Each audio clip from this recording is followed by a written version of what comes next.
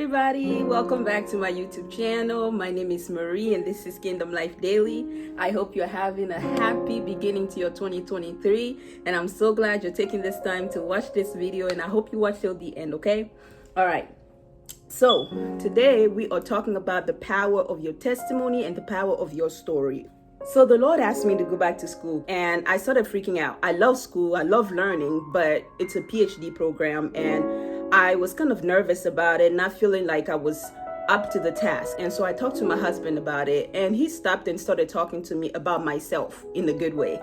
And my husband was like, you know, you're always downplaying your own abilities. You're always downplaying your worth and your value. Have you ever actually sat down and thought about where God took you from and where you are now?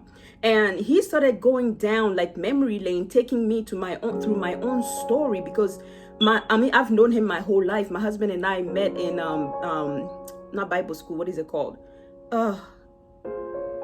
Like the classes for the little kids at church. What is it called? Oh my gosh, my mind literally just went blank. He pretty much knows, you know, my story since I was a kid till now, okay? And so he started telling me about my story. He told me, like, you're a girl that literally grew up in a village. You were born in a village, you grew up in the village, you didn't speak a lick of English. The Lord brought you to the United States. You literally got thrown to the wolves. You went to school, you got bullied, but you came out and you came up. You graduated top of your class. You found yourself in rooms where you were literally the only black girl in the room. You find yourself in places where you could not have gotten yourself there no matter how hard you tried. Every time you've doubted yourself, you've been able to rise up and get things done. Like, he's basically started going down memory lane, telling me my own story.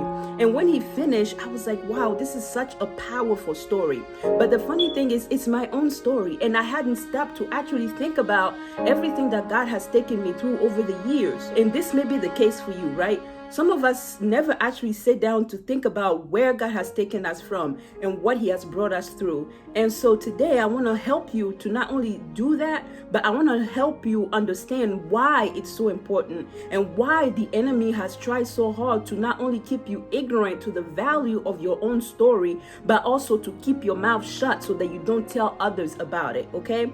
And so let's jump into just a few things that will help us get a little more enlightened. So the Bible tells us in the book of Revelations that we overcome by the power of the blood and by the word of our testimony. Our testimony is a weapon of victory.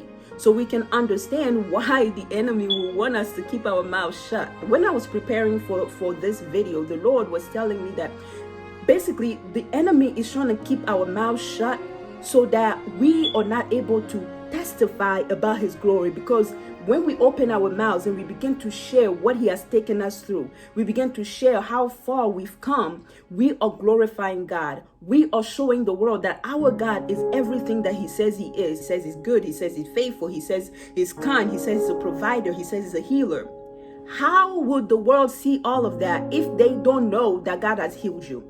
How will the world know that God is able to deliver if they don't know that God has delivered you? Our testimony is our way of glorifying God. And so we can see why the enemy will want to be against that.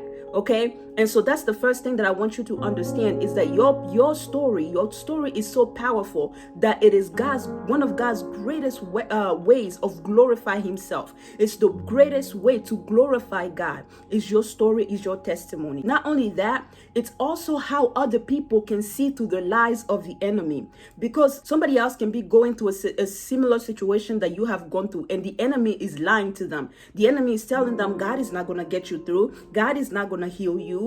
God can deliver you from this. And so they are basically being bombarded by the lies of the enemy, when you have the light, the truth that you have experienced that can literally bring them into deliverance. Which leads me to my next point. Our testimony is a weapon of deliverance for other people.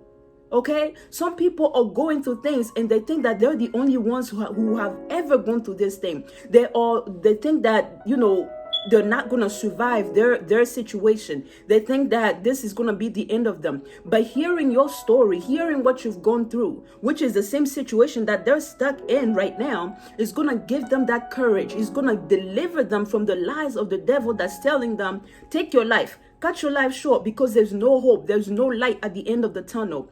Your story is that weapon. Your story is that tool of deliverance that God can use to not only save a person's life, but to give the person hope, give them courage to go through to the other end.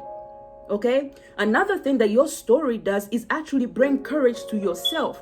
Sometimes God will ask us to do something, okay, or a situation will happen. We'll go through that situation, get to the other end. A couple of years later, the Lord will ask us to do another thing, and we'll go back to panic mode. We go back to start freaking out and thinking, oh my gosh, I can't do this. I'm not worthy. I'm not valuable. I can't be in this room. And we forgot that a couple of years back, we were having those feelings and God was able to carry us through.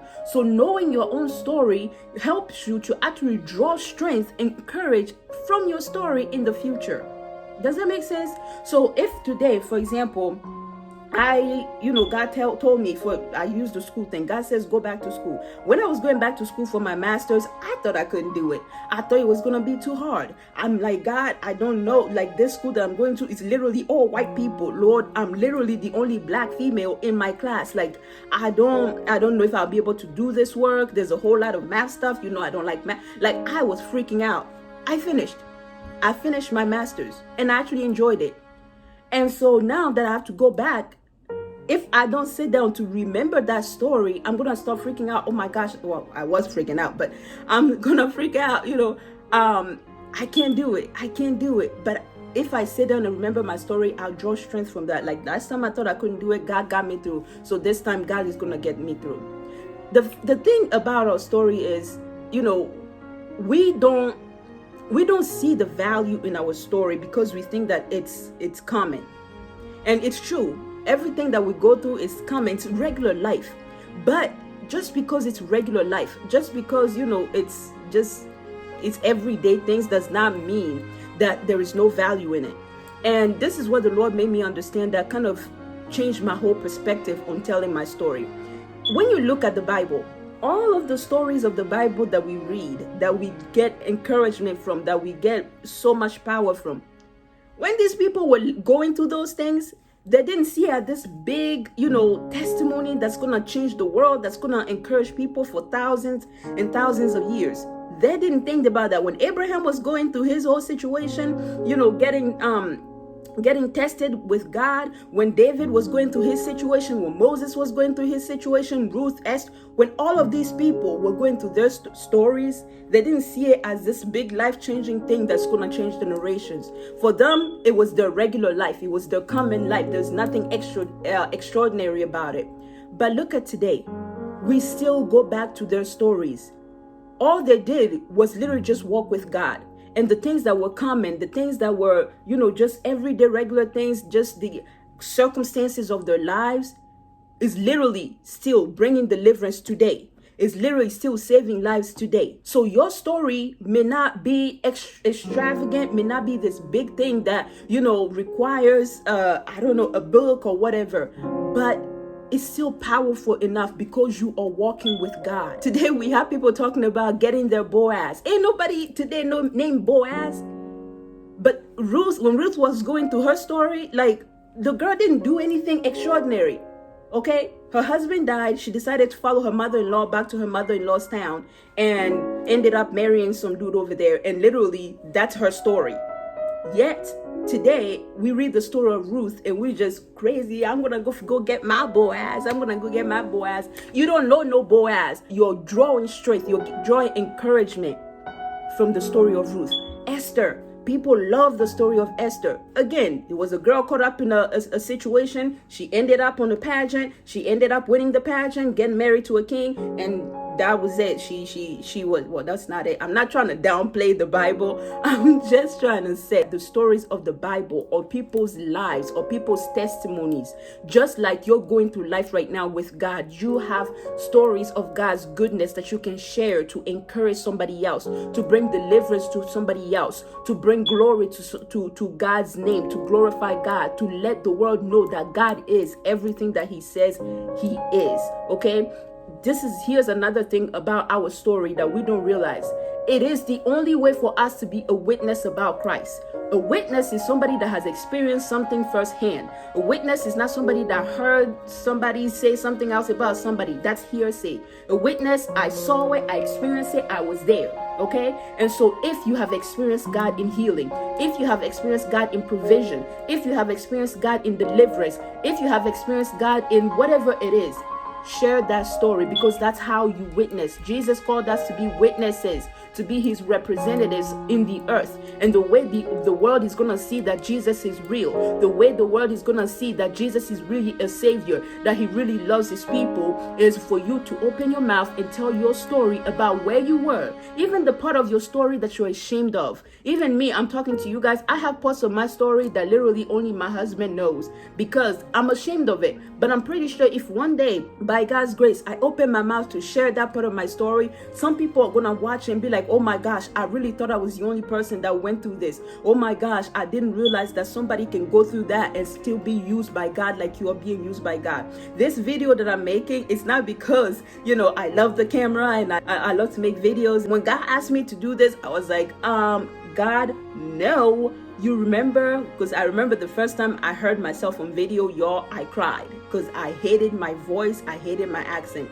It was back in, 5th grade? It was back in 5th grade. It was a science class. This is just a little side story, okay? Because I feel like I've been yelling at you guys. So let me just tell a story to just kind of come back so we can still be friends, okay? Anyway, it was back like in 5th grade, and we were asked to do a science project. We're supposed to film ourselves talking about algae in the water, like bacteria or whatever it is in the water. And so I filmed myself with my grandma. She filmed the video, and I didn't watch the video before we went to class. So everybody is presenting, the teacher is taking the videos and playing it on the projector for everybody to see. And so my video comes up as soon as she turns it on, and I hear my voice, y'all, I ran out the classroom crying because I hated my voice. I didn't even know I had an accent till I saw that video, okay? Because when I talk in my ears, it doesn't sound like I have an accent. But when I heard it in the video, I was like, oh my gosh, that's what I sound like. And I ran out the classroom crying. And so ever since then, I don't like to be on video. I don't like to be film talking.